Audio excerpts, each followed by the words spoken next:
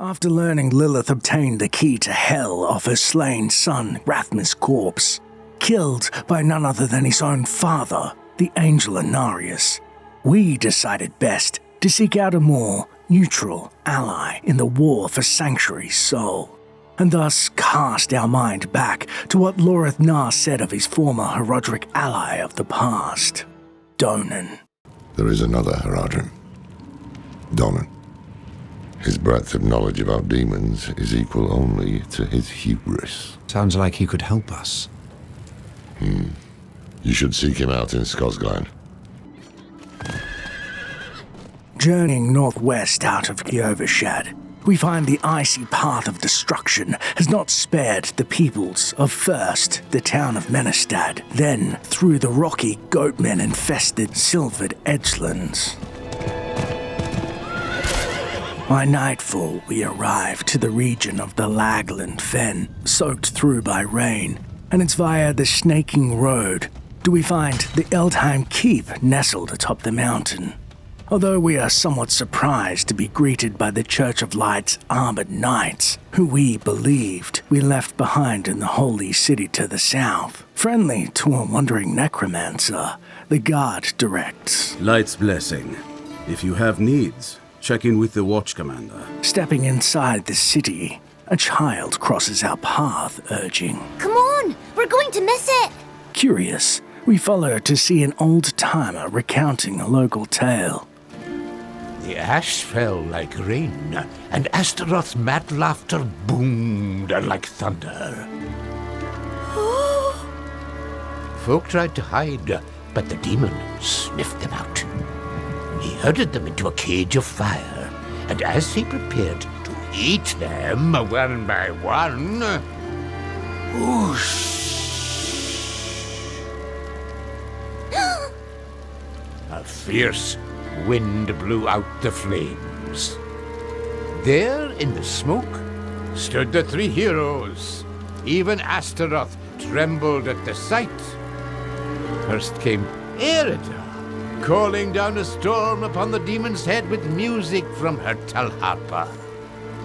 Then came Nafain, growling like a beast, slashing at Astaroth with fang and claw. And last came Donan. He plunged his hand into the demon's fiery chest and crushed the fiend's heart in his palm. Whoa. Astaroth let loose a cry that shook the forest to its roots, and then the monster crumbled into dust. So ended the days of ash. It seems Donan and his companions felled quite a formidable demon in this Astaroth, crushing a demon's heart in his hands. He must be a formidable warrior of great stature and strength. Deciding we have come to the right place, seeing a local Ebron leaning against a wall and ask, "What is this place?" Can't you feel it? Eldheim is hallowed ground, my friend. Blessed with Anarius' holy light. Just being here is a way of lifting my spirits. More sycophants dancing to Anarius' tune? Less than desirable. Tell me about Donan. You'll never meet a man with a bigger heart. Came to see about getting my son some work, and he hired the lad as a clerk. Right on the spot. Don't know how I'll ever repay him, but I'll find a way.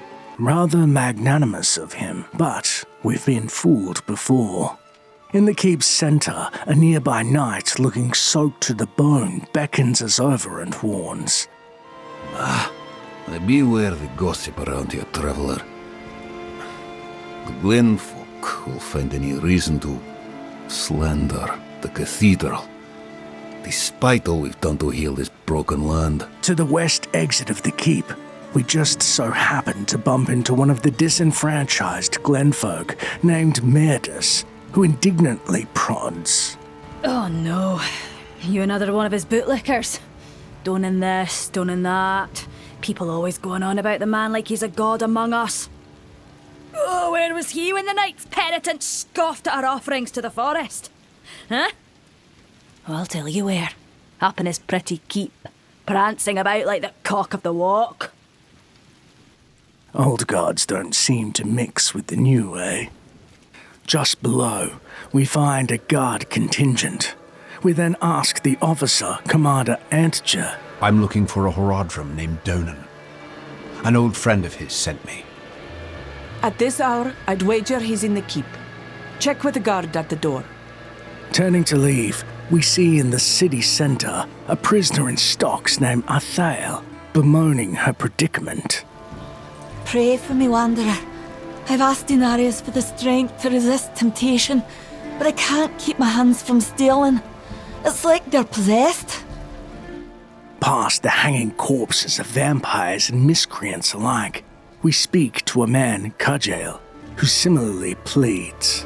I swear, on my soul, I'll never take Father Inarius' name in vain again. Just get me out of this thing, please. No wonder the locals feel the oppressive heel of the church's boot to be unwelcome, resting so heavy on their necks. Heading east through the main thoroughfare, we enter the keep telling the guard penitent, I have an urgent message for Donan. He's upstairs in the Great Hall with his son. Keep it quick. Entering Eldheim's hall through its large double doors, we see below us a mural of 3 warriors comprising of 2 men and a female. Ahead, near a large statue, is a stone mural plaque that explains, in honor of the great Horadric mage, Donan, and the brave druids Airidah and Nafain, who vanquished the demon Astaroth and ended the days of Ash. Wasting no more time, we head up the staircase to our left to see the famous and decidedly stout Donan conversing with his son. Dad, I need to be out in the field with the other knights. Why the rush, my boy? You know, I found some of my old Horadric tomes. Stay here, and we can go through them together. I can take some with me. We have a visitor. Turning to Donan, curiously, we also spy the mark of the cathedral hanging around his plump neck and interrupt. This discussion is not over. Is there something you need? I have a message from Lorath. Well, there's a name from another life. Has the old man finally come down from the mountain? With a warning. An ancient evil walks the land. The demon, Lilith. And you know this how? Did you and Lorath discover something of interest? Perhaps this is all connected to what you saw, Father. Yes, I was just getting to that. There was an incident at my estate. Probably best if we discuss it there. Go and have a look around for yourself. I'll meet you shortly, and then we can talk more. As for your request, get to Braestag. And be careful. Stay close to the other knight's penitent. I will. Don't worry. Donan's young son, Yoren, then dutifully trudges off, presumably heading to Braestag. And we ask, what's your relationship with Lorath? We haven't spoken much in recent years, but the two of us have history. We are brothers of the Horadrim. I'm probably the closest thing to a friend he has nowadays. Forging bonds is not exactly a strength of his, as I'm sure you've noticed. Seems Lorath quit and fell into a bottle. Donan here, into the cathedral's loving embrace. We then query, can you tell me more about the incident? It occurred just the other day, in the dead of night. I thought it was a nightmare at first, but unfortunately that is not the case. I have some things to finish up here, and then we will talk more at the estate. Before we leave, I bring dark tidings from the Fractured Peaks. we learned my Order's leader Rathma was killed by none other than Inarius for the key to Hell, which Lilith now possesses. Rathma is dead. I brought the prophecy to Inarius so he could unravel its true meaning. I never expected he would kill his son because of it. And now the very thing he wanted, this infernal key to Hell, is in Lilith's hands. It must relate to her search for Astaroth. Astaroth? But the tales say who slayed him. Donan, looking worried, doesn't answer, and we leave him with his thoughts to speak more, supposedly at his estate. As we move to exit the hall, only now seeing the demon hanging below the trio, who must be the infamous Astaroth, the town's scourge during the days of Ash. Now, with more questions than answers, we leave the keep via horseback to the west, stopped by a local ex-soldier who begs. Spare some kindness for an old soldier? We then say to the beggar, Halworth, here you go. Ah, thank you, Wanderer. What's your story? I was wounded in the days of Ash. I touched the demon's flame, thought I was being brave at the time. I can still feel the fire dancing across my hands, burning the skin away. Everything hurts to touch. Except coin. Hehe. Funny, many beggars report to suffer with the same affliction. Making our way north through the drenched encampment of the Church of Light's army, we find a small settlement of Firebreak Manor. We see the locals milling about, and up some stairs Donan's steward, Wilfred, who dutifully greets our arrival. Welcome to Firebreak Manor, traveller. I'm here about the incident. Donan gave me permission to look around. Incident? That was all he said. I must be referring to his study.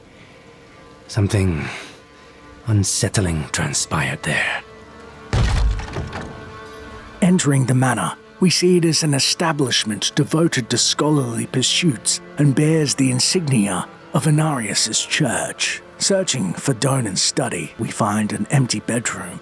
To the north, a large dining hall with an open fire, turned into a study room of sorts, as most of the house seems to be dedicated to. As such, the academics mostly ignore us, and we head west past a worker sweeping the floor and down into Donan's study below.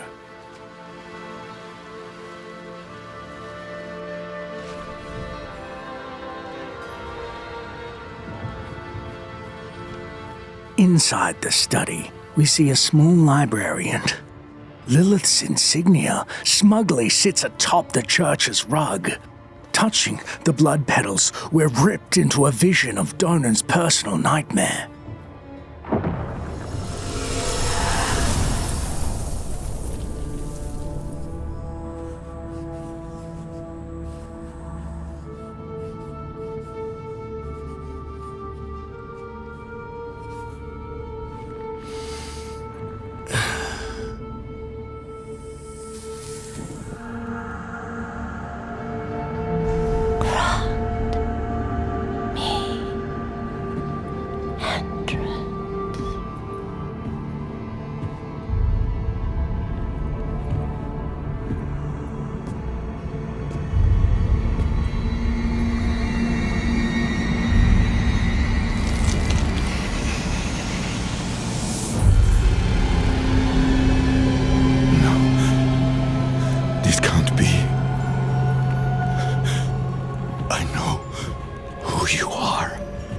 And I know you, Donan.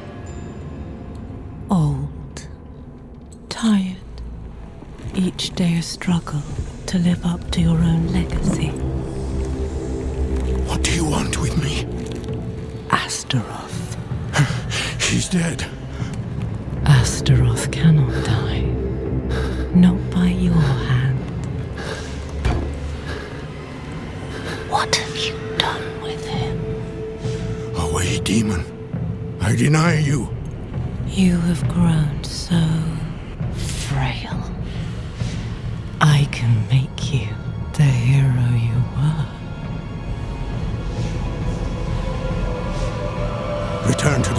place from whence you came. I said away!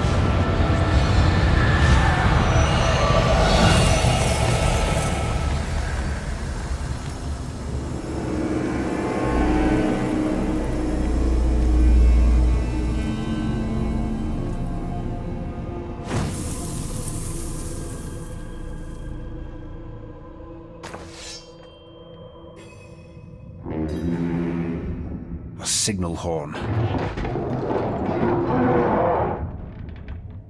Coming to, we hear the horns of alarm blaring and realize how close Donan was to succumbing to Lilith's influence. However, she seemed to only abate after seeing the picture of Donan and his allies that felled Astaroth. Perhaps by coincidence, if there is such a thing, we also find an unfinished manuscript inside a stack of papers bearing the title, The Fall of Astaroth. It appears to be an unfinished chronicle of Donan's battle against the demon. Numerous lines have been crossed out and rewritten. Strange, as we just heard the tale, presumably in its entirety, which is the cornerstone of Donan's celebrity in these parts. Wasting no more time, we head up the stairs and find the man who was sweeping, dead in a heap before us. To our left, another slain worker in a pool of blood, and above is a goat man battling one of the guards. More of the Blood Clan set upon us.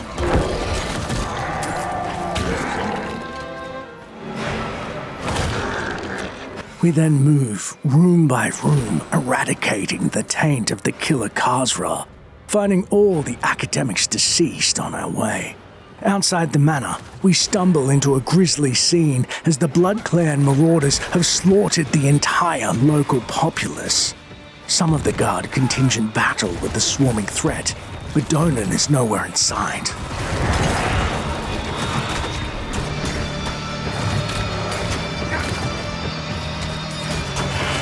Cutting a bloody swath through their forces, we see their leader in the middle of the field, a massive Blood Clan mauler, temporarily bound by Donan's Herodric magics.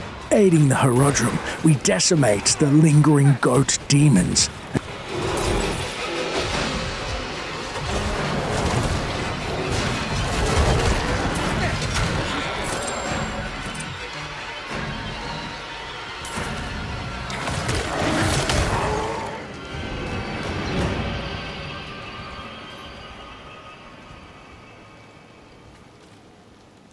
And turn to Donan amidst the carnage, who is shocked at the Khazra's audacity. Goat men. They've never dared come so close to the estate before. Perhaps they were drawn by Lilith's presence. I saw a vision of her in your study. What do you mean, a vision? I don't fully understand how, but it isn't the first time. Full of surprises, aren't you? No wonder you caught Lorath's attention. Well, now you understand my predicament. The daughter of hatred in my own home. She must be furious I cast her out. That painting on your wall. Who are the others in it? Why do you ask? Lilith seemed to leave after seeing them. Nafain and Airidah. The druids who helped me slay Astaroth. Yes. Yes, I think you're onto something. I resisted her, so she might question them about the demon next. There are knights stationed in villages near the druids. If Lilith passed through, they must have seen her.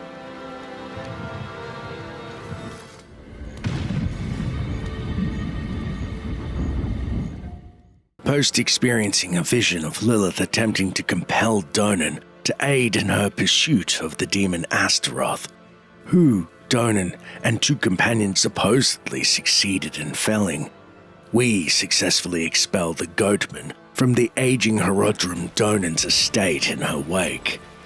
Donan then explains. Goatmen. They've never dared come so close to the estate before. Perhaps they were drawn by Lilith's presence. I saw a vision of her in your study.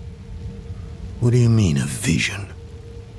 I don't fully understand how, but it isn't the first time. Full of surprises, aren't you? No wonder you caught Lorath's attention. Well, now you understand my predicament. The daughter of hatred in my own home. She must be furious I cast her out.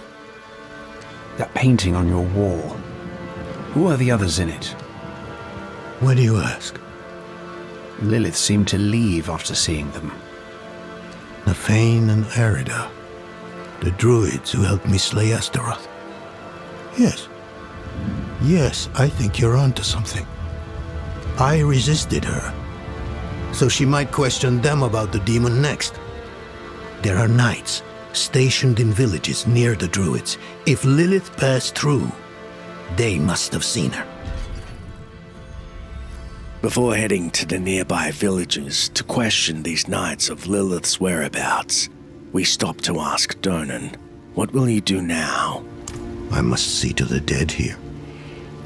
If I'd known they were in danger, I would have closed off the estate. Damn Lilith. She brought this on them. Lilith doesn't seem to believe that you destroyed Astaroth. Of course not. Demons are arrogant creatures. She would never accept that our kind could vanquish Astaroth. What troubles me is why she's looking for him. What does she want?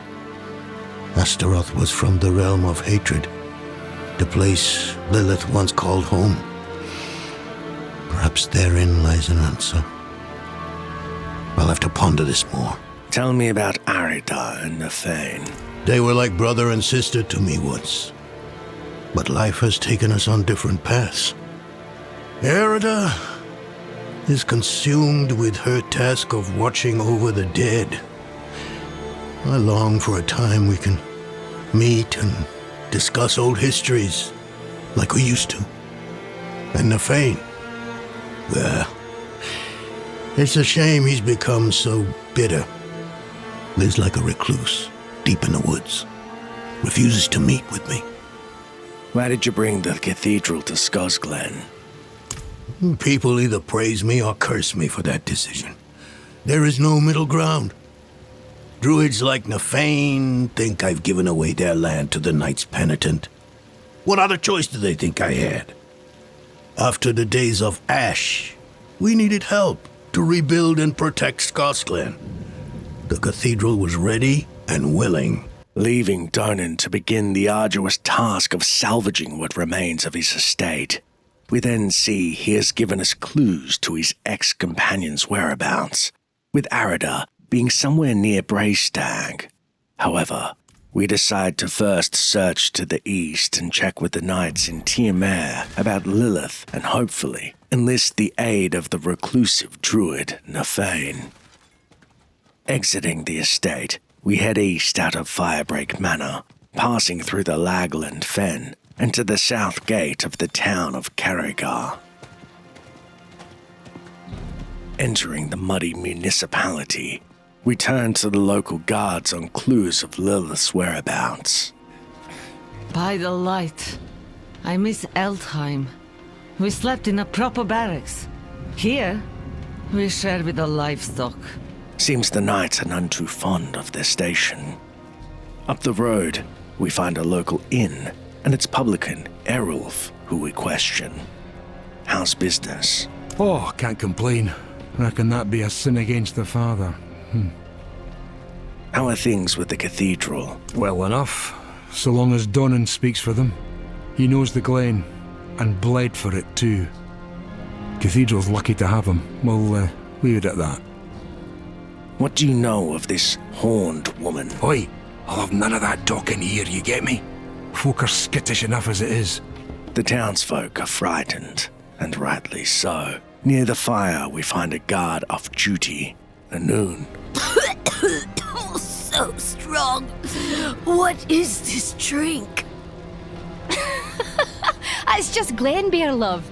Our children drink it at supper. Scouring the village, we see tensions are high between the locals and the knights, with their faiths being at odds with one another.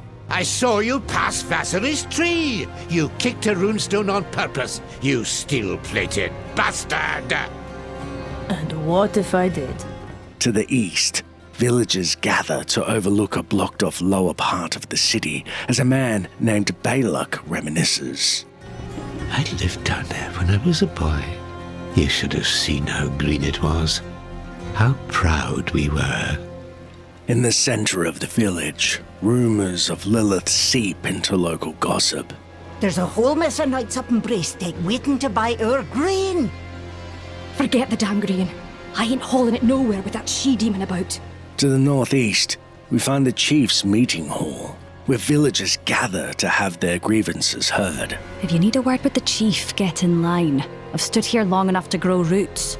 At the end of the hall is a mighty iron brazier that the chieftains of Scosglen gather round to hold council, and we overhear. Talk of this horned woman is stirring up old fears. It's no good for the market. Folk need to see their chief ain't afraid. Aye, take a letter to Donan. I would have his opinion on the matter. So the chief defers to Donan's counsel. It appears the Horodrim really is the glue holding this shaky alliance of druids and Anarius' followers together. Outside the hall, a merchant named Leosa leans against her cart and clucks. Women with horns. Never heard such mewling over rumours. Donan will have it cleared up soon enough. To the west, we find the church's base of operations, and the Knight Commander Romark complains. You want to know suffering? Try planning patrols around every sacred pebble and twig in this city. Speaking of scared, we find at the north end of town an ancient oak carved with runes lovingly adorned. Clearly a place of worship for all who practice the old ways. A man to our right, Eolan, scoffs. Woe to the demon that sets foot in the moors. Nafain will have its head. Nobody's seen him. Just that wolf of his, wandering about on its own. So, Nafain has a familiar we should look out for. Interesting. By the tree's base, we find a man named Albard, the tree's keeper. She was raised here by Vasily himself, first of the druids. He planted scores of oaks just like her, all over the glen. Only 2 remain. Departing the town by its western exit, we stop by the stables and the children sing. The demon set the glen ablaze. Donan and the druids made it pay. The days of Ash have gone away, but ne'er forget their passing. Attempting to pass through the lower city, a knight blocks. The lower city is closed to travelers. The father invites you to enjoy the city proper. Heading back through the upper city, forced to take the eastern path, we get a final spot of Scosglen hospitality proper from a local prisoner in the stocks. If you ain't cut me loose, you can piss right off.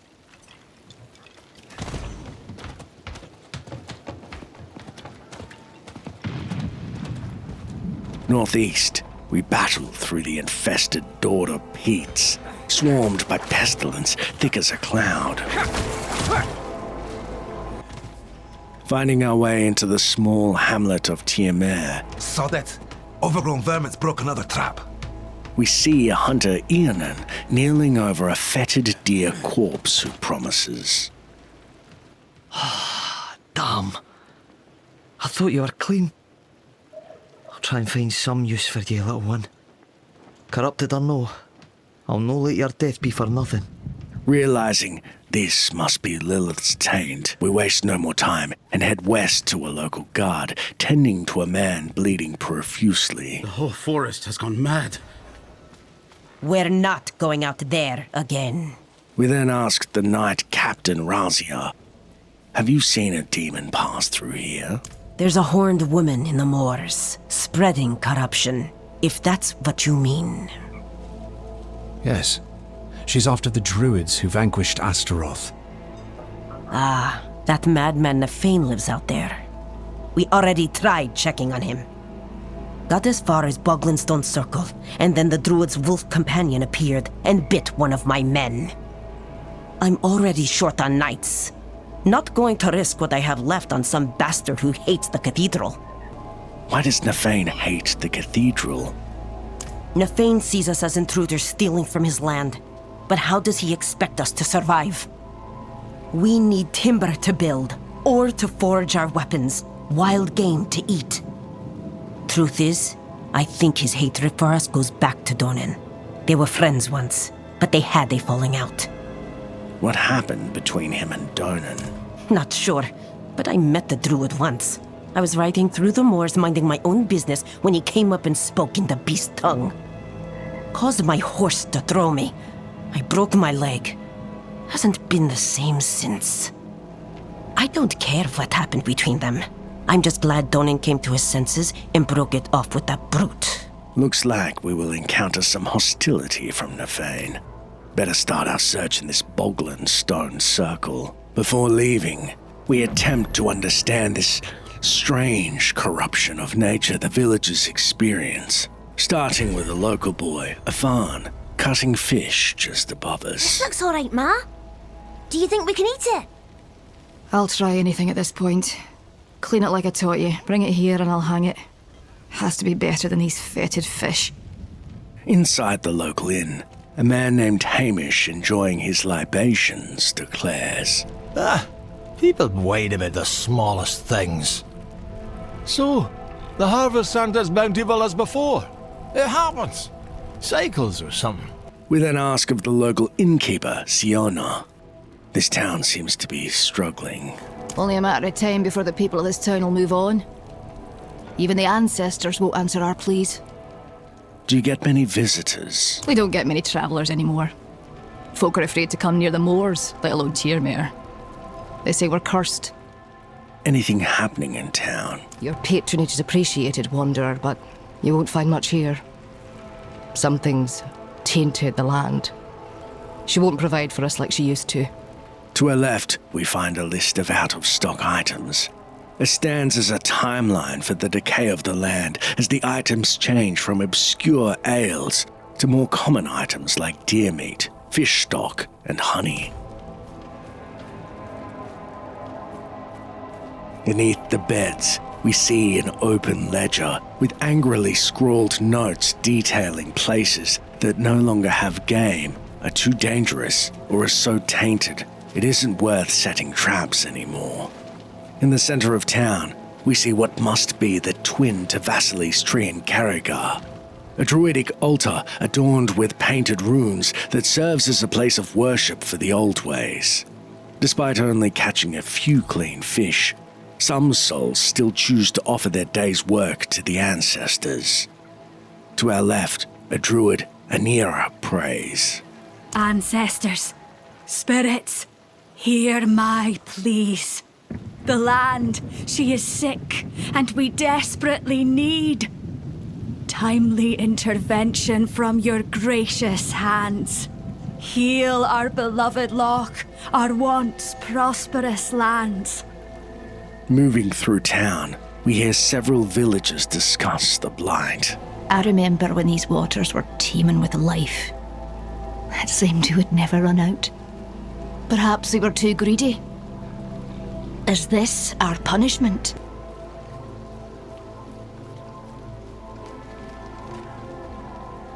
The lake ain't providing like she used to, Pa. You always said the key to fishing was patience, but it's been weeks since I last caught anything worthwhile.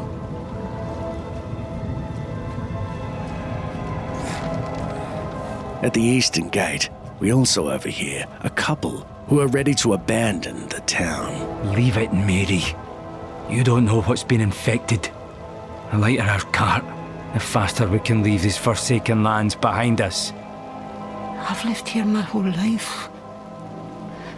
I can't just pick up as easy as you. We'll make home wherever we are, love. This is just a place. A place that's dying and cursed. It's in the main thoroughfare. A local sitting by a fire, Dristan, gives us our first solid lead. Your day's hunt has been blessed. It'll be a good one. I saw the wolf this morning when I was out setting traps. Locked eyes with him. He's still healthy? Aye. Far still as white as the moon. I'll take any good omen I can find. So, the White Wolf, Nafain's familiar, is nearby, and only seems to attack members of the church. Riding east through the plague-infested Daughter Peats and climbing a sheer cliff, we discover the aforementioned Boglin Stone Circle, which is troublingly smattered with blood. Looking out over the cliff, past the wooden dwelling, we see the blood-soaked grove below. Next to the tent is a stone carved with a message welcoming travelers of the forest, where they became one with nature. But something has been written over it in dried blood. A warning we can almost hear echo in our skull. Cathedral dogs not welcome. Easy, my friend. I'm not one of the knights. We then feel a presence stalking us and see the White Wolf appear. I'm looking for your master, Nafain. Think you could help me with that?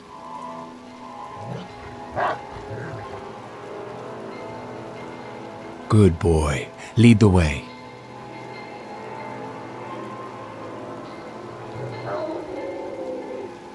The wolf then bounds off down the southern path, and we dutifully follow in tow, swatting off the stinging swarms that infest the Daughter Peats.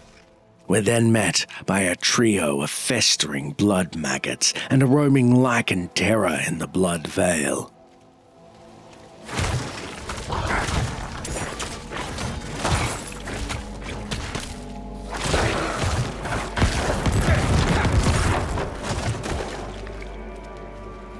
See the flora covered by a bloody taint that makes the rivers run red.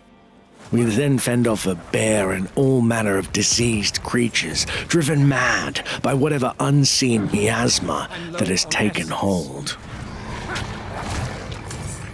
We then ward off feasting mangy hounds, seeing the armor of a slain knight penitent. Their helms are old, dented from violent blows and spotted in dried blood, but we're no closer to their assailant. I need more time. In the heart of the moors, the wolf guides us up a cliff face as the rest of the forest's rabid inhabitants descend upon us.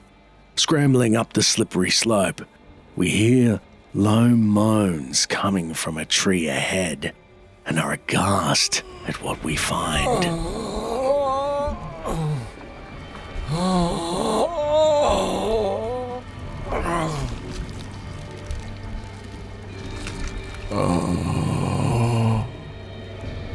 Nafain. What? Who? Oh. Who are you?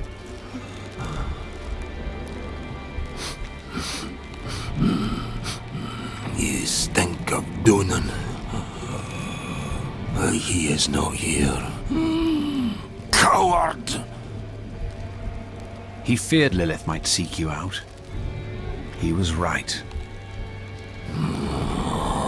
Yes. She put me here. I am beyond saving. All you can do for me is find the demon. I will help you. Go to the north. She is there, planning something.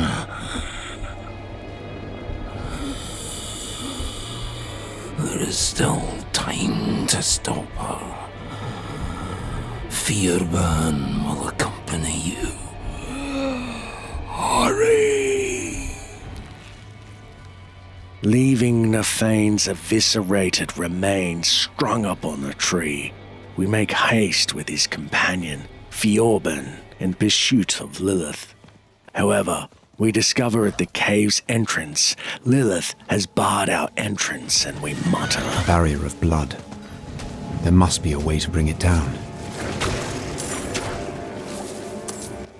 Searching the Vale, we locate two unnatural growths, which we exhume like the tumorous protrusions they are.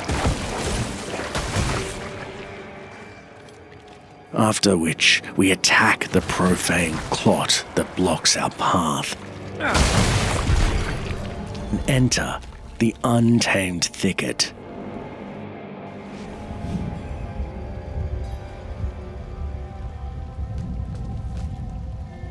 Inside the pustule-filled cavern, we see more of Lilith's marks that guide. Under old boughs hangs the heart fruit, swollen with hatred. Let it burst forth and flood the streams and burrows. Heart fruit? Is that a connotation for Nafain's blood that has sullied the soil below? Another vision that imparts. In this crimson cradle, let there be born an amalgam of rage. So, Lilith is using Nafain's blood and rage to create something. To the north, she further explains.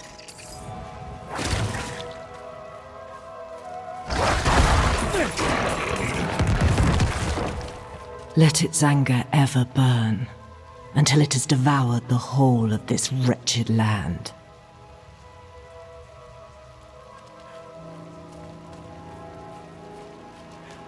At the end of the cave, we discover the corrupted spawning ground. It's then we see something gestating in the pool below, with no sign of the Daughter of Hatred. Nafain's blood. It all flows here.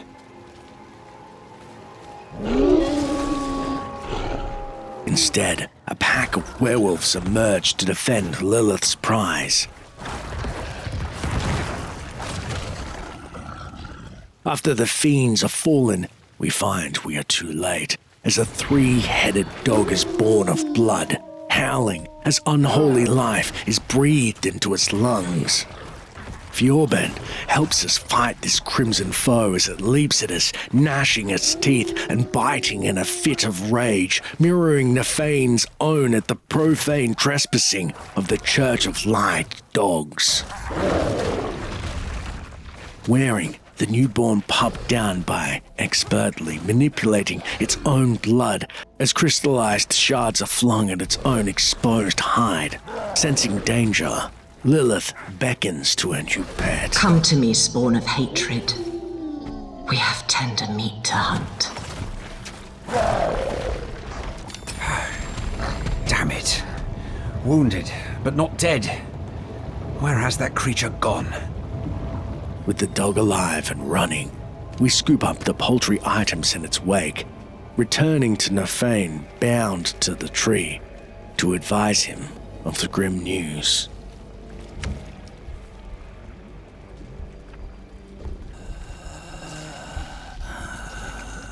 Did you stop her? No, she was already gone.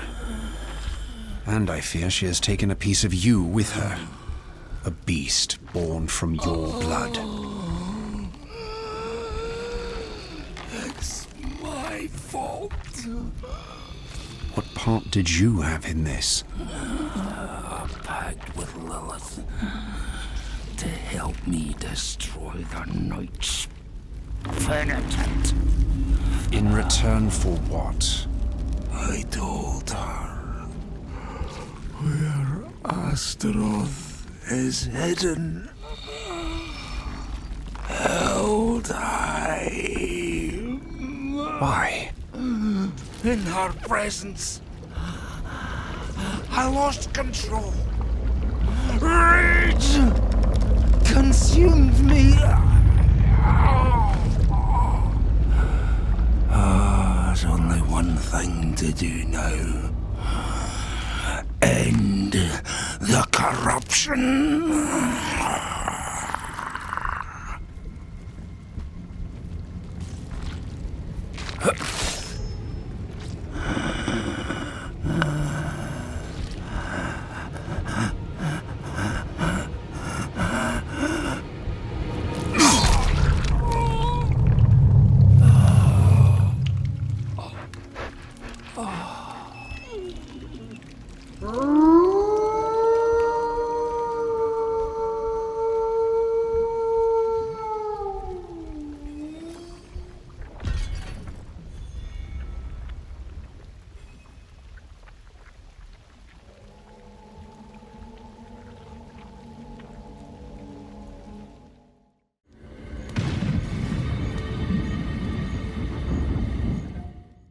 Post witnessing the profane remains of Nafain, we gain insight into Lilith's plan to unleash a terrible beast upon the citizens of Skosglen. And so we make haste to Donan's former remaining companion, the druid Airidah, in hopes we find her before Lilith does.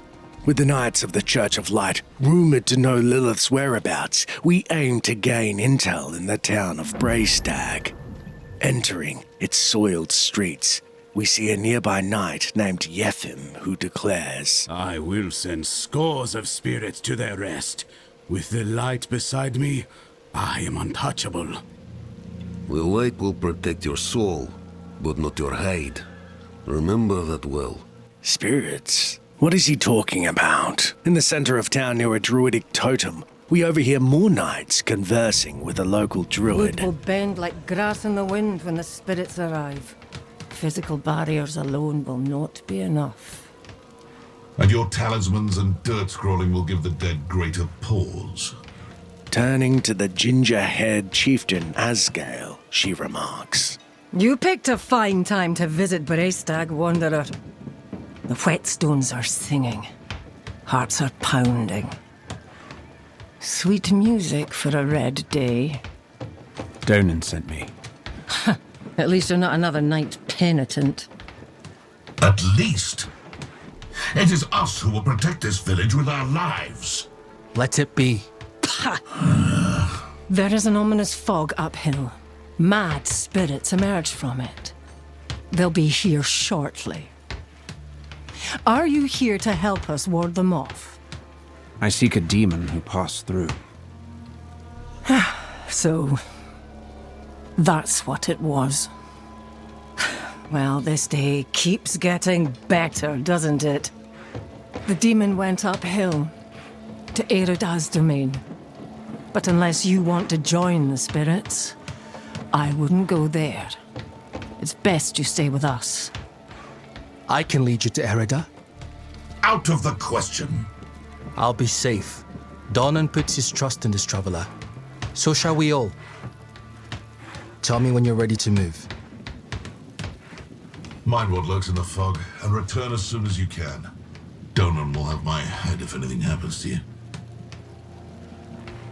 And speaking to the diminutive diplomat Yoren, we ask, tell me about Airidah. She's a legend.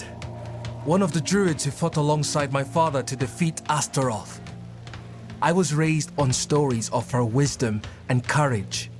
Then we can use her help against Lilith, no doubt. Let's go. The roads are thick with fog, so the fastest route to the hills is east, through the Weeping Cairns. With Yoren tagging along, we seek to gather intel before wandering into the deadly fog and see a knight, Roxana, below. Light watch over us. We live in dark times, and I do not know that we'll see the light anytime soon.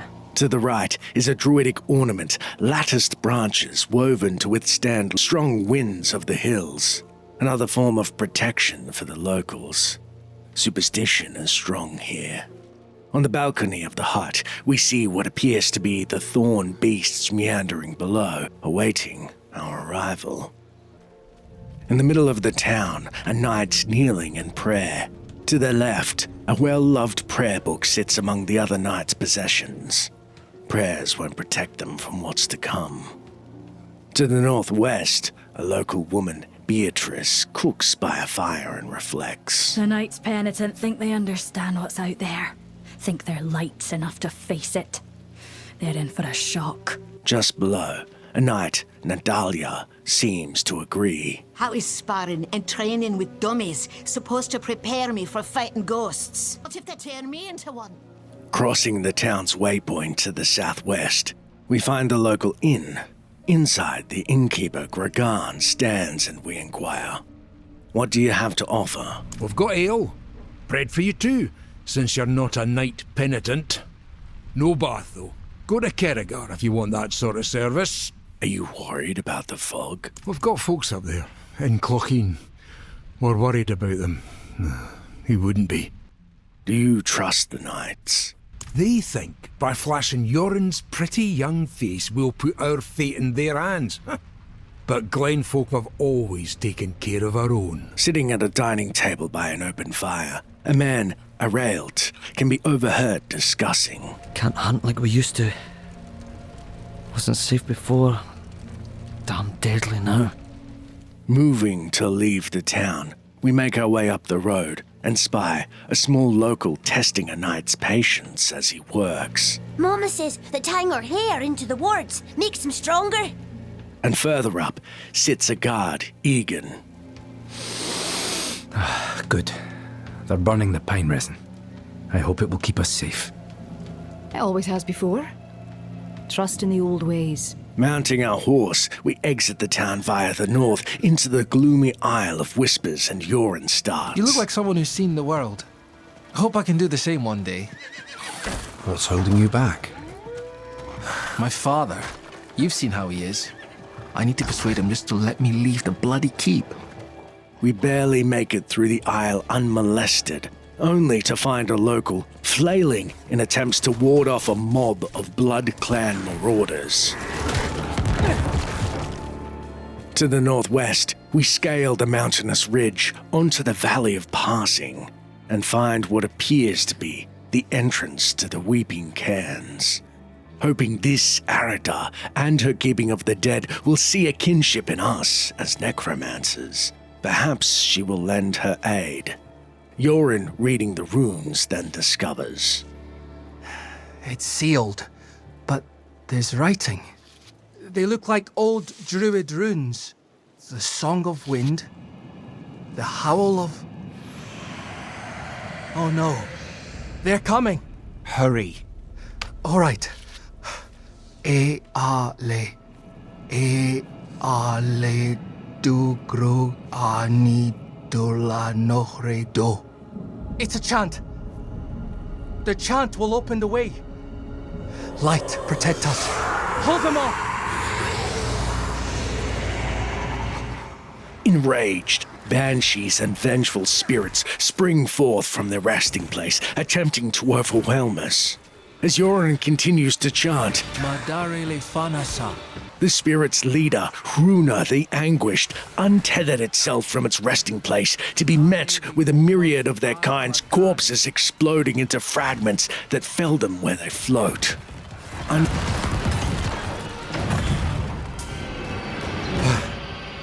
It worked. Something's rousing the spirits from their rest. We should make haste within. Unsure why the spirits Airidah is in charge of were so unruly, we cautiously enter the cairn with considerable consternation.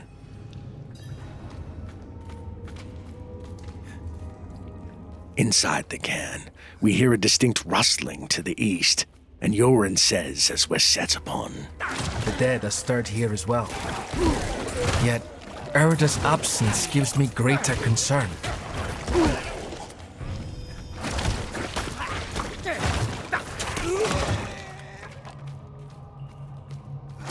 We then arrive in an eastern chamber, and the boy remarks. This chamber is just how my father described it.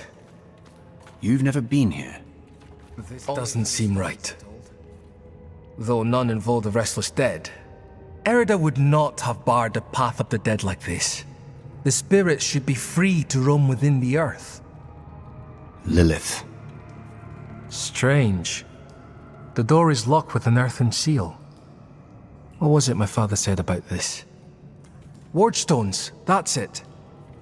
If you bring me one from the nearby cairns, I think I can open the way. How do you know so much about the druids? Father always respected their beliefs and customs. It was important that I grew to understand his admiration. Whenever he talked about coming here to meet Airidah, I saw a light in his eyes that rivaled any fire. The two were close, though I think time has seen them drift apart. Was your mother a druid? No, but this was her land. She was something of a scholar, preserved local customs and rituals. She passed when I was young, and, well, most of what I know about her is through her writings. Looking at the empty ruined standing stone, we see a crucial object is missing, and begin our hunt for the orb-shaped stone in a western passage. Unsurprisingly, Lilith has left the dead to guard the overgrown wardstone altar.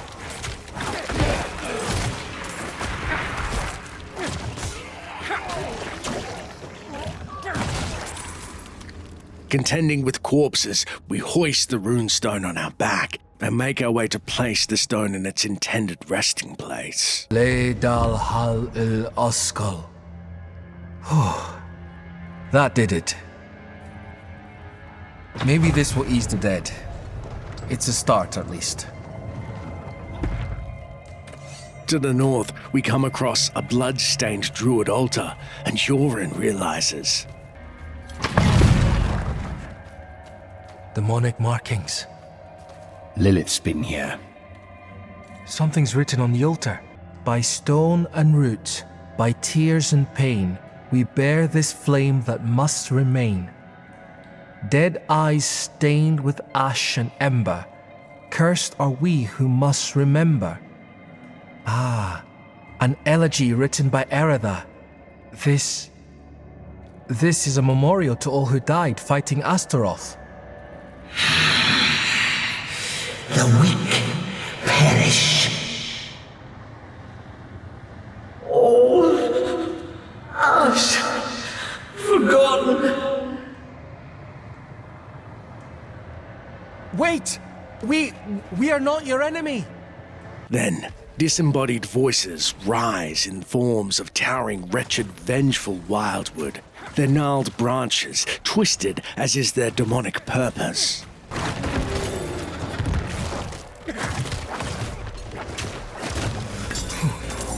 Lilith.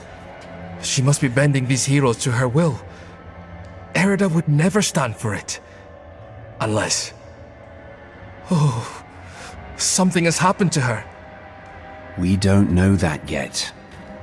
Come on. This must be the cairn of the elders. So much defiled.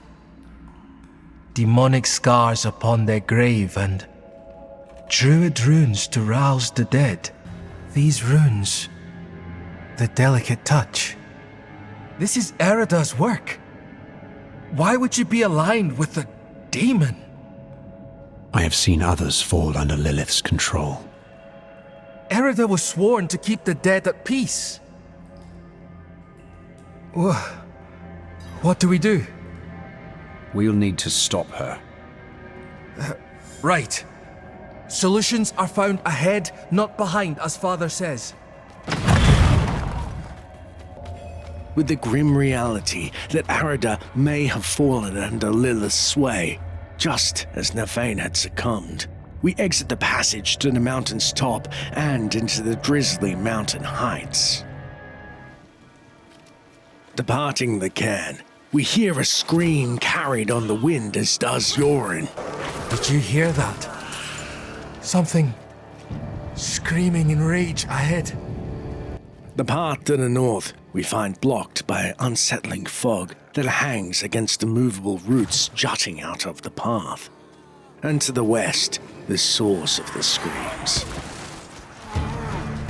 Risen remains, propped up by a gnarled tree, by some form of twisted druidic magics. That was one of the revered dead from the cairns. Returned to the worms.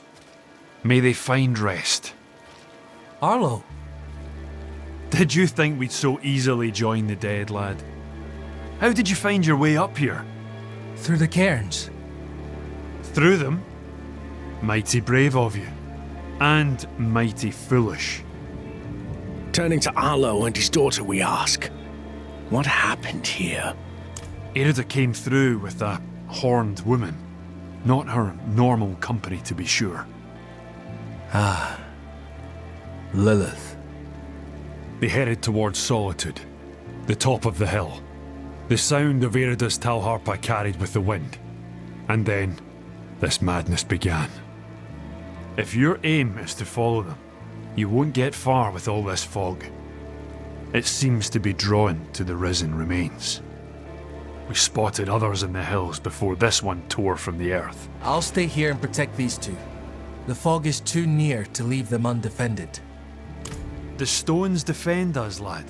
I remember when you were still I'm staying, Arlo. Stubborn like your father. That will keep you alive. Concerned, we ask, before contending with the defiled dead placed by Airidah, now in league with Lilith. Concerned, we ask, why do you stay here? Much safer than stumbling through all this fog. These huts are more than just stone. My ancestors blessed them to ward off storm and spirit alike. When the wicked wind starts to moan, best to shelter in the safety of stone. Right you are, lass. Where is everyone? I told them to stay put, but they all fled when the fog crept in. I'm sure they're safe. They know these hills better than anyone. But fear has a way of making the wise into fools. How do you know Yoren? I'm a friend of his father. Met him in the days of Ash. Saved his life, actually. If you asked him, he'd probably claim he saved mine. Hasn't come up this way in a long while, but he used to. Now and then I'd even go and share a pint with him in his fancy house. That's how I came to know Yoren. We then check with the young girl, Maisie. Are you alright? I have enough food to last us weeks. Sharpen my blade too, in case any spirits get too close. You taught her well. Not so much to learn from someone like me. The truth is, she's the reason I've lasted so long up here. Leaving the trio, we are curious about their methods of warding in the stone huts and find a piece from Maisie's journal discussing Airidah. Airidah came for a visit. Dad gave her salt and water. She thanked him, then went on her way. I wanted to go with, help her sing to the dead, but Dad didn't let me. Said that we share the hills with the druid, but her work is not our work.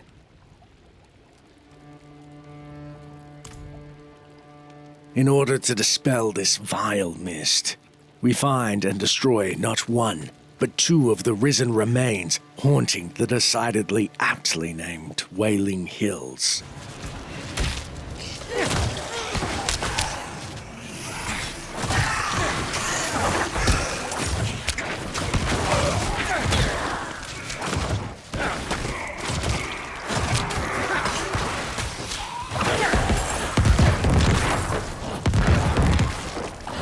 The fog is thinning now. I should check on Yoren.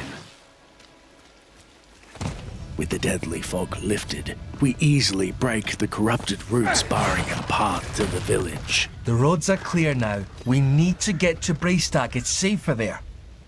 We've lasted this long and survived worse. You've been fortunate. Agreeing with Yoren, we apprise. If Lilith is here, you are still in grave danger. Braestack, swarming with those cathedral gobshites. Please, Arlo. Just for now. Maybe we should go with him, Dad. Well, the ale would be welcome. I will deal with Airidah and Lilith. See them safely to Braestack. I will. Thank you.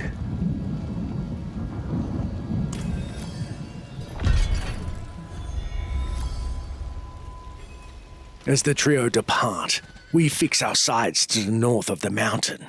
Solitude. Riding up the wind-swept trail, we hear a disembodied voice carried across the wind. Have you seen the signs as I have?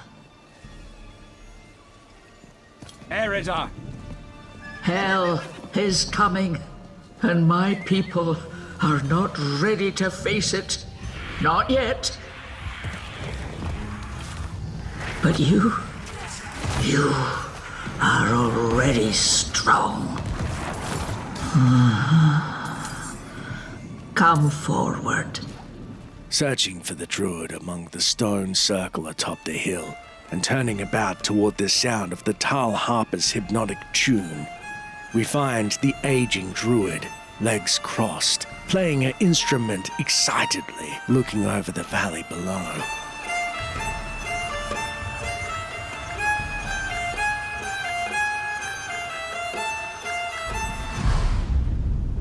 Only one of us will walk away from this. So let's enjoy the storm a moment. Nature's music. The dead are killing your people as we speak. Some will die, yes. But that is the way of nature. It is a crucible. It devours the weak and makes the strong stronger. And those who survive, they will save this land from hell. You've fallen for the demon's lies. No, no. This is my choice. Lilith only granted me the power to do what must be done. And what did you give her? All things must be earned in the wilds, even knowledge. Prove yourself, and you will have your answers.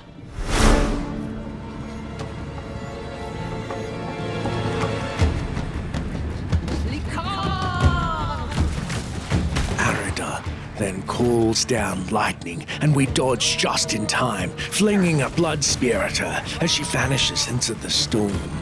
Dodging deadly gusts of wind and lightning alike, we frantically keep moving, with one misstep potentially spelling our doom.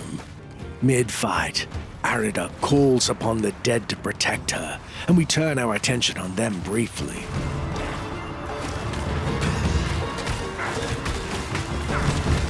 Using the dead's twisted remains as tools of their fallen ward's downfall, flinging a final shard of blood at her chest that's crystalline form embeds there, she lurches over in pain. Airidah perishes atop her apex of misery.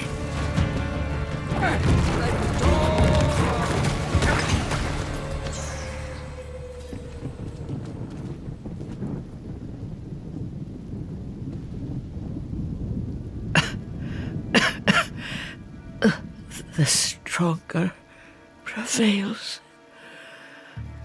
So be it. What did you give Lilith? I told her of the wards around Astaroth's prison. How to break them. Why? My people have forgotten what it took to defeat Astaroth. They must learn again. If they cannot vanquish him, how can they stand against the full might of hell?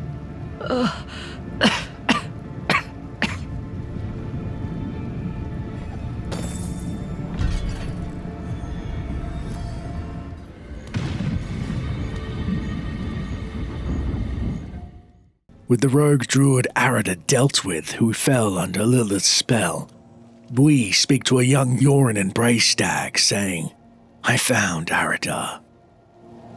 And? She is at peace now. I hope. I never thought it would turn out like this. Heroism and sacrifice are often entwined in the course of fate. My mother's words. I must tell Father what has happened. What Lilith has done. We cannot let her destroy anything else. Heading south through the torrents of rain to meet with Donan, we're bothered by stinging swarms, dismounting to rid ourselves of the nuisance, and not noticing the missing beggar who once sat here as a Blood Clan Impala's spear whistles by our ear. Shocked that the Khazra are so close to the keep, We look up through the murky black of night in horror to see embers pouring down as the keep burns and marauders execute a straggler. It seems the Knights Penitent have fallen to the demonic horde that have claimed the keep, and we realize Lilith has beaten us to Donan.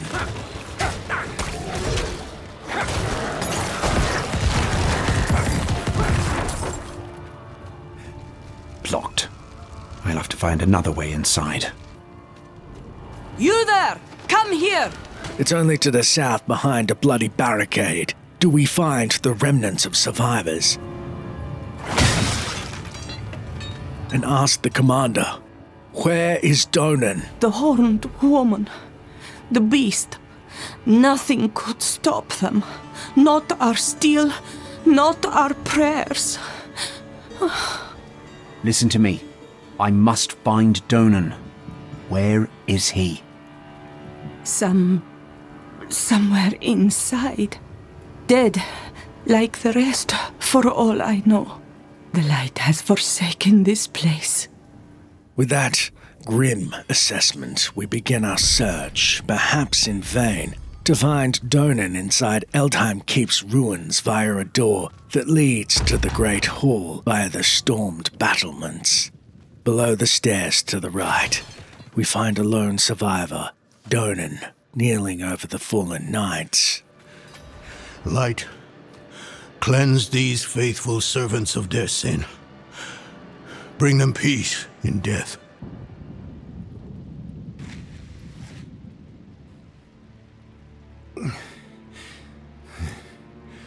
Bloody miracle you made it here in one piece. Lilith and that beast tore right through us. Could have killed me too. But she left me untouched. She's toying with me. Wants me to watch her destroy everything I've built.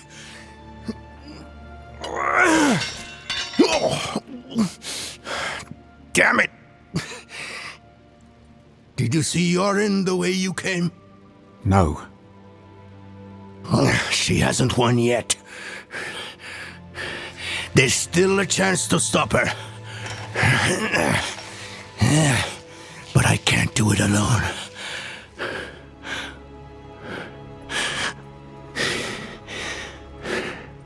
I'm with you. Where is she now? An old chamber beneath the keep. That's where Astaroth is. I didn't vanquish him like the stories say.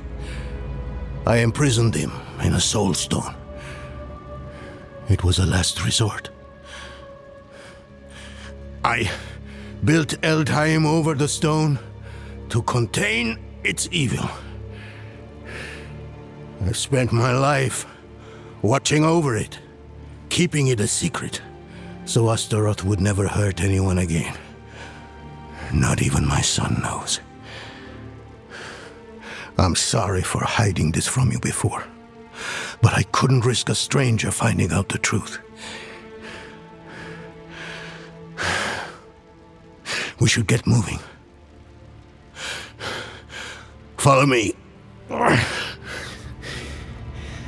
If you didn't see Yorin outside, we'll search on the way.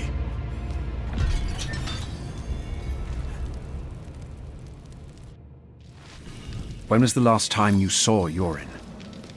We were discussing what happened to Airidah, and then Lilith stormed the keep. I ordered some guards to escort him out of Eldheim. I should have stayed with him. Searching the burning barracks for Yorin, one by one, we begin to find the bodies of Yorin's guards. One of Yorin's protectors. The last of my son's guardians. Come, quickly! Yorin's mace is here. I told them to get out! Maybe he and the knights tried to stop Lilith. Could she have taken him somewhere? What possible reason would she have? He means nothing to her. We need to move. The way to Astaroth is through here. On the second fallen night, we discern. One of the Guardians Donan ordered to watch over Yorin, just a broken corpse now, marred by claw marks. Yorin's mace sits atop the body, but there is no other sign of the boy. Making our way down the earthen passage, we're confronted by Lycan questioning.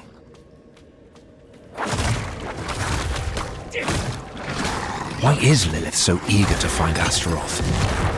I've been asking myself that same question, but I'm as much in the dark about it as you are, I'm afraid. They share a connection, though, and a strong one at that. Astaroth is a guardian of Lilith's father, Mephisto, the Lord of Hatred. Pondering on Lilith's relation to this Astaroth, and why he wouldn't attack her where she stands as a presumable outcast of hell, we find ourselves chasing behind Donan as he speeds up rather remarkably with his stout legs heading towards the tomb. Here it is. The Soulstone Chamber. Lilith has what she wanted all this time. She took the stone. No sign of Yorin, though. We need to find him. With the Soulstone tomb plundered, we are too late, but pause to see Lilith's mark and a chance to glimpse where she is headed. But what we find is horror beyond words.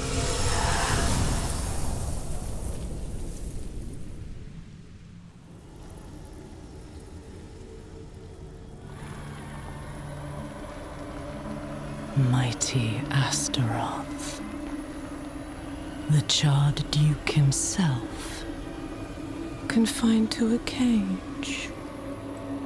What a pity.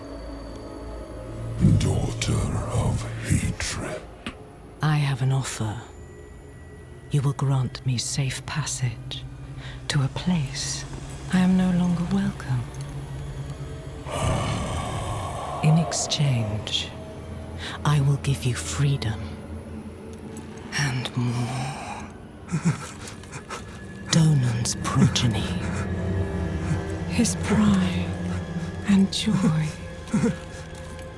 your retribution if you give me what I want.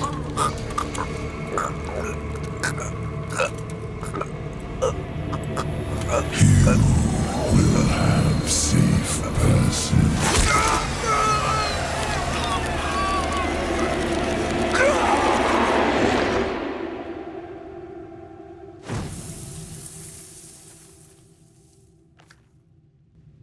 Was it another vision?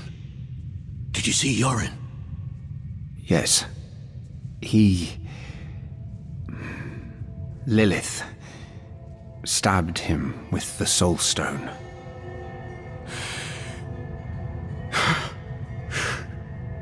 My son? I'm sorry, Donan. This isn't over. I know what I... No! There's still time. You have to trust me. Meet me in the Great Hall.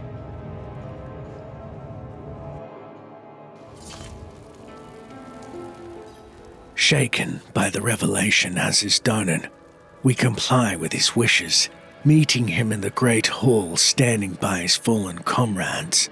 We then stop to ask, why did you build Eldheim over such a dangerous thing? I had to. Even after I warded the stone with Nafain and Airidah, the demon's power gradually seeped out. So, I turned to the cathedral. Eldheim itself is a giant capstone, blessed with Inarius' light.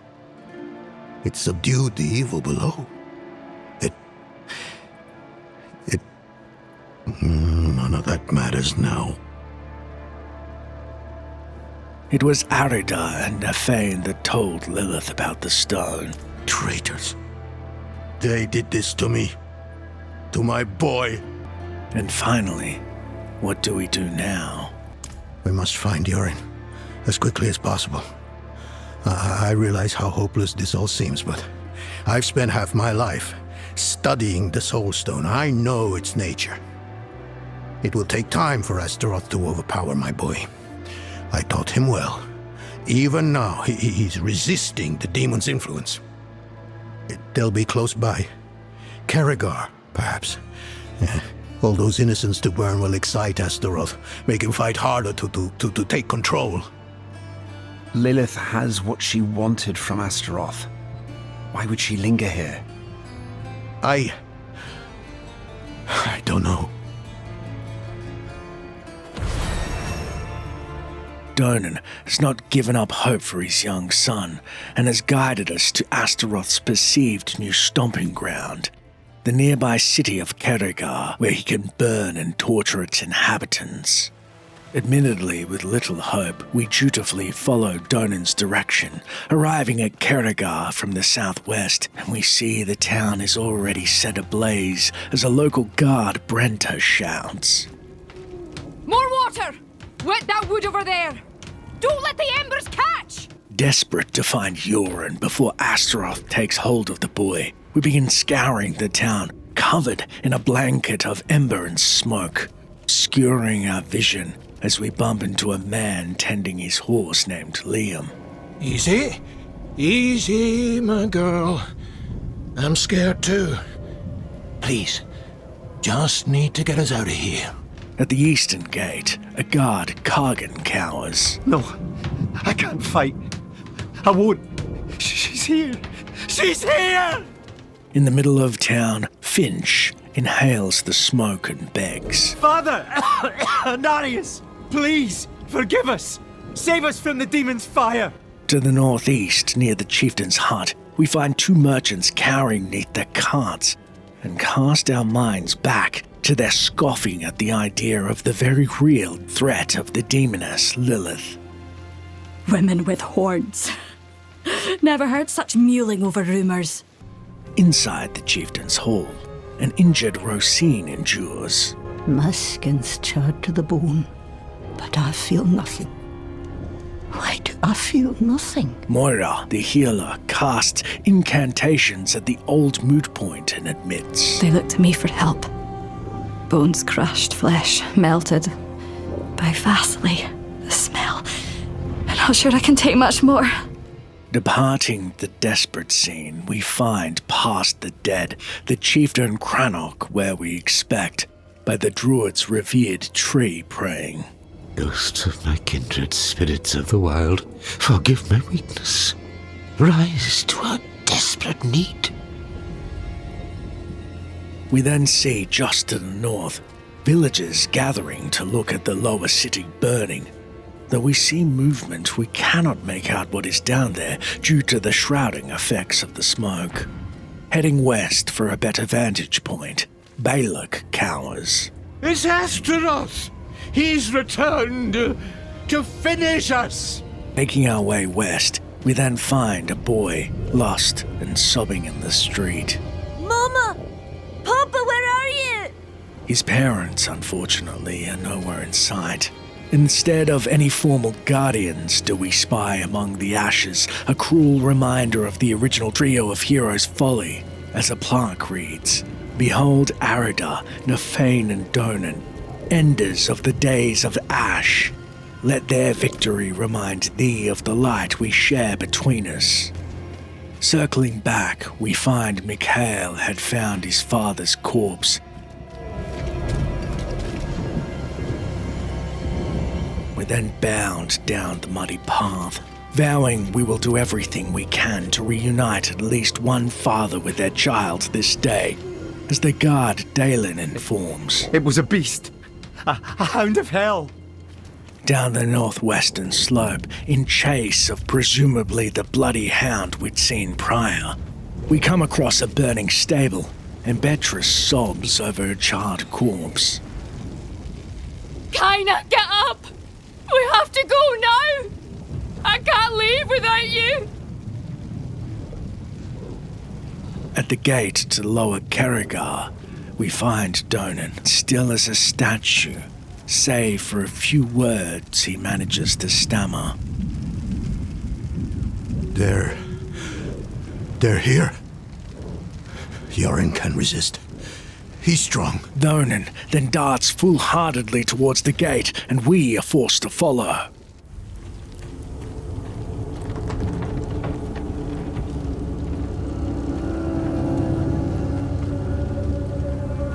Yoren! Yoren!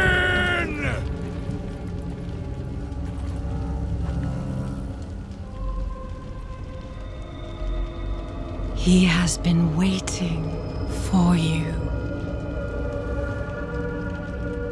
Where?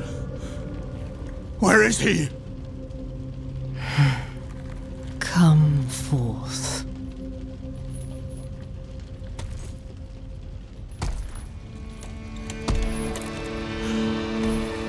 My boy.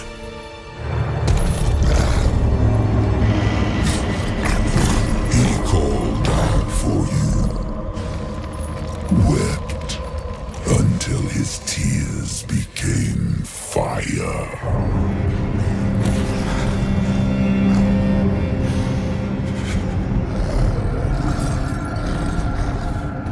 Do as you please, Astaroth.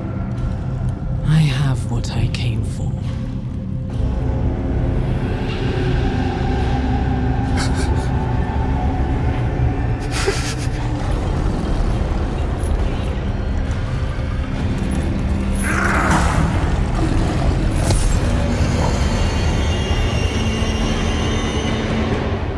A trio of villagers immediately flail towards us, burned alive, exciting Astaroth as he rides his great Cerberus that breathes fire as he wrenches on the large chains that bind them. The demon then calls forth colossal meteors in an effort to expunge us from his new playground. Forced to flee, we use the Hellhound's own blood, born of Nafain's, to injure it and the rider above. Agitated, the charmed Duke turns his mount to new prey.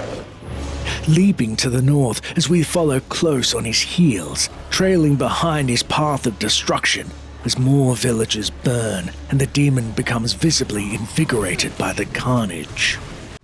Disturbed by our defiance in the face of the inferno called forth, the Hellhound calls its own minions to surround us in a war of flaming attrition.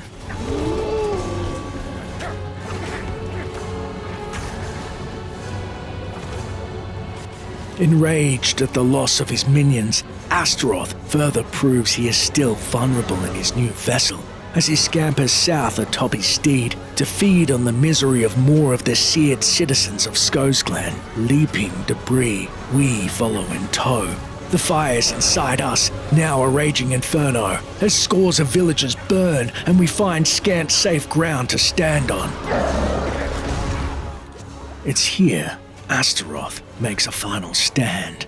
But despite the slews of hellhounds and werewolves sent to fell us, we use their corpses as explosive shrapnel to barrage the demon and his pet with bone and shards of crystallized blood alike, until he finally succumbs to our bloody onslaught.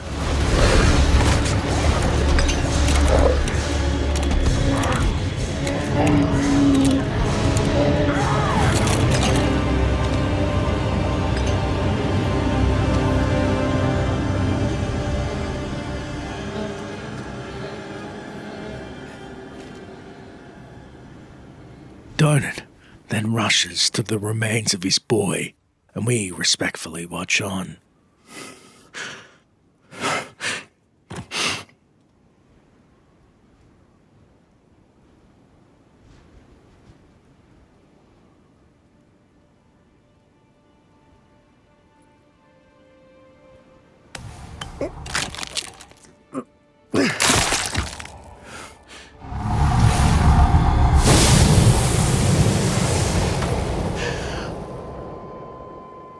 Yoren.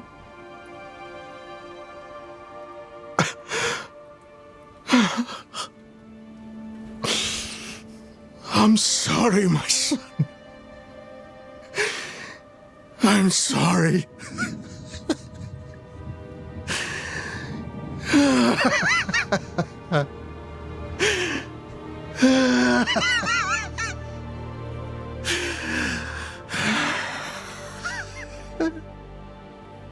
Donan, I will leave you in peace. Leaving Donan to mourn, we scoop up the items found on the fallen amalgam of Rage's corpse, a yellow fur-lined robe enhancing our defense, and a legendary sword, the vicious bone-ridged blade, Edgemaster's spinal. Sheathing the blade, we re-enter the flaming remains of Airidah and check on the villagers, wary that Lilith may still lurk in the area.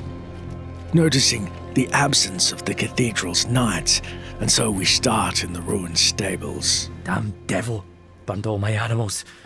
I can't feed a city on mud and straw. By the western gate, the guard Dalen scorns. We should be corpses for trusting Donan and his bloody cathedral. By the smithy, a fed-up Anag declares.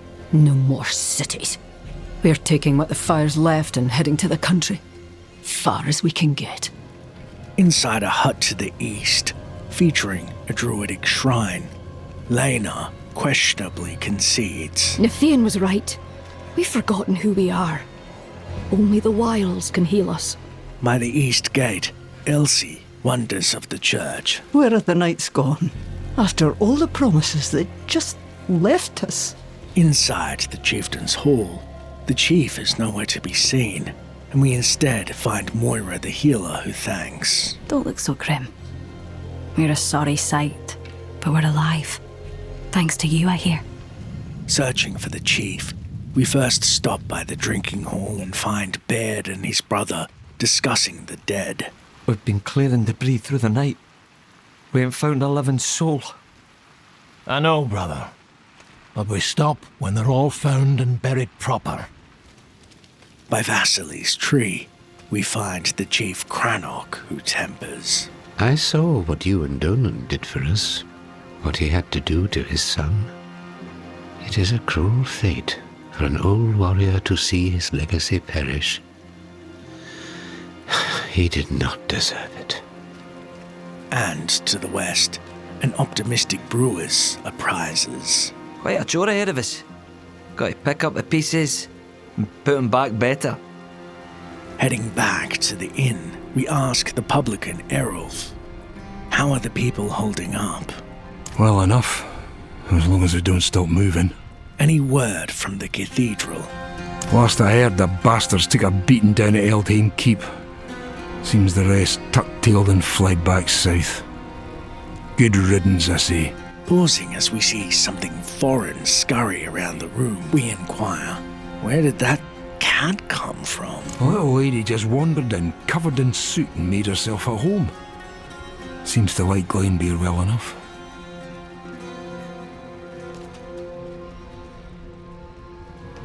In the center of the city, we find the trio of hero statues destroyed as locals scoff. That thing was Astaroth! Plain as stone. Donan swore it was dead. That may be, but I saw him. He lost everything trying to stop it, including his boy. Upon closer inspection, the statues of the former heroes of Skosglen stand in dishonor, defaced by the curses of an angry mob.